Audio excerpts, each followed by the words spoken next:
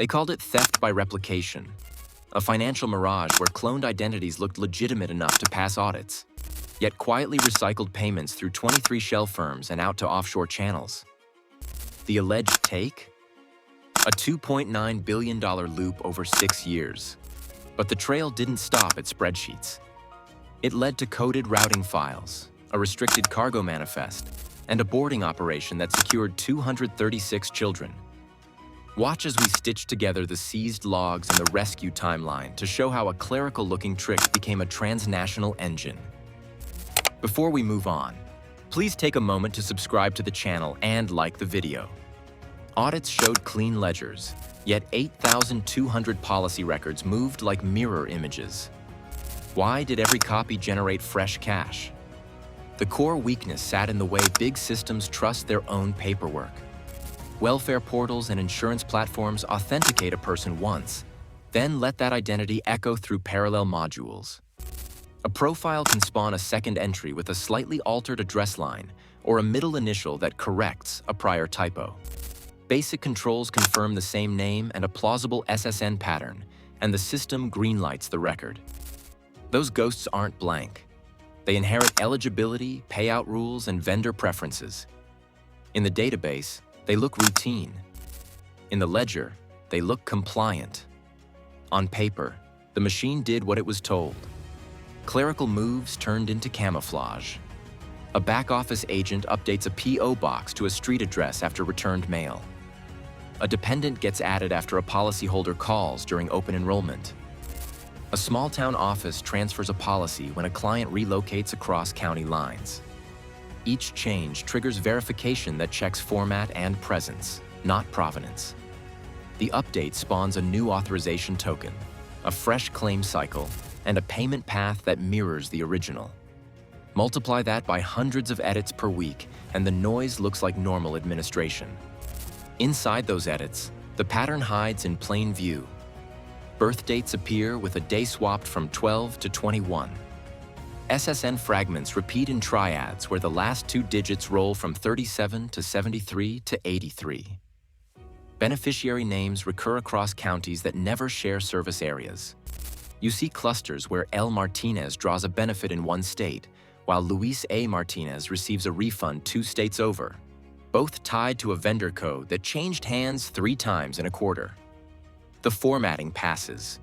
The metadata rhymes. The disbursements clear. That is theft by replication.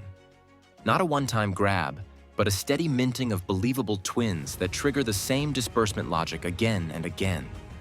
The first claim pays the real person. The second pays the clone. The ledger records both as valid events anchored to separate entries. No alarm fires because variance tolerances accept small spikes and treat them as operational noise. Meanwhile, the copies cascade. A refund here, an overpayment adjustment there, a corrected premium differential that backdates 6 months. Follow the money and the workflow explains itself. Claims hit clone profiles. Refunds labeled as administrative corrections ride to vendor accounts on file. Those vendors exist, but their bank destinations shift to accounts opened by shell firms with matching names and slight suffixes. Payment processors bundle batches, and internal reports show reimbursed transactions that net to 0 in aggregate, which quiets any review that looks only at totals. The throughput grows without a single dramatic spike. Spread that repetition over 6 years and across multiple states, and the line on the graph doesn't shout. It drifts upward within the range that actuaries accept as normal variance in reimbursement cycles and seasonal policy churn.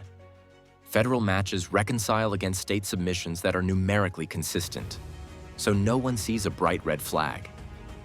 Each jurisdiction defers to the other's validation checks, and both rely on legacy ID matching that tolerates low-friction edits like transposed digits and alternate spellings. Here is the blind spot. Systems don't talk across silos, and identity matching rules freeze in time.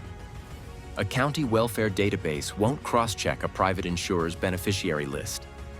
A vendor master in one state won't ping another state's vendor changes in real time. The result is a safe harbor for duplicates that only differ by one field, where the workflow trusts the edit and pays, The first hard link broke the cover. Transaction clusters led from duplicate records to 23 shell companies with synchronized invoicing windows that opened and closed within 72 hours. The copies found their outlet, and the vendors lined up with batch payments like clockwork. If the money found a door, what did it open on the other side? A spreadsheet trail ended with a vessel manifest flagged restricted. How does a clerical echo map to steel decks and armed crews? Seized logs filled the gap.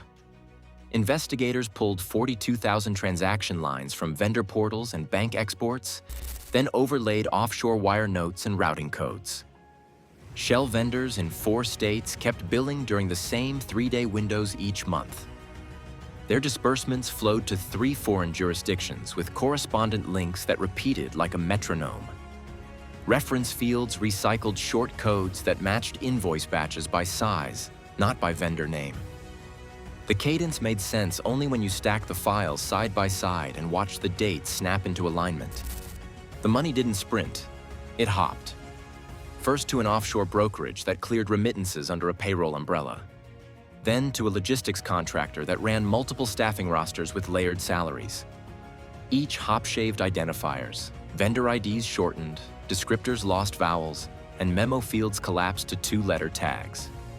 With every step, the account holders looked new and the purpose of funds turned generic. Distance grew in the records. Bank time stamps flipped zones so end-of-day reports never matched. Reconciliation teams saw movement without a single point of failure, which is exactly what the network needed to breathe. Here's the lattice. They stacked invoices for identical amounts to hide duplicates inside normal variants. They micro-split payouts across correspondent banks so no single ledger showed the whole transfer. Time zone offsets did the rest. Euro clearing picked up what US wires released after hours, and Asia booked the final leg before the first office lights came on stateside. If you pulled one statement, it was noise. If you merged 10, the staircase appeared. Small rises, no plateaus, never enough to trip an alert. The maritime corridor came into focus when cargo descriptors stopped matching weight. A shipment left Texas with coded labels that suggested machine parts. The declared payload density missed by a margin that made forklifts complain and cranes slow their lifts. Portside scans flagged anomalies that couldn't be explained by packaging alone. The route itself hugged lanes popular with mixed cargo carriers that accept last-minute containers for cash. No questions, tight schedules. Agencies moved to live tracking. Maritime patrols shared positions. UAVs ran orbits that watched heat signatures and door cycles. Perimeter units kept distance to avoid spooking the crew while signals teams monitored short-range radios for coded handoffs. Analysts compared boarding manifests to staffing rosters and found names that existed only in invoice attachments. The pattern from the ledgers, the shuffled digits and recycled fragments, sat inside the passenger declarations under different forms. The human stakes cut through the paperwork. Routing files treated 236 children as line items tagged to ancillary services. Medical and trauma teams staged offshore and on deck, ready for dehydration, shock, and respiratory care. Social workers and interpreters waited with intake kits. Every minute spent confirming indicators meant one more minute in a locked compartment below the waterline. The interdiction sequence started quiet and stayed controlled. Patrol boats matched speed and shadowed the hull. Boarding teams entered on a clean ladder, split the stack by compartments, and isolated engineering from the forward holds. Armed workers were pinned between fire doors while teams moved past them to sealed areas.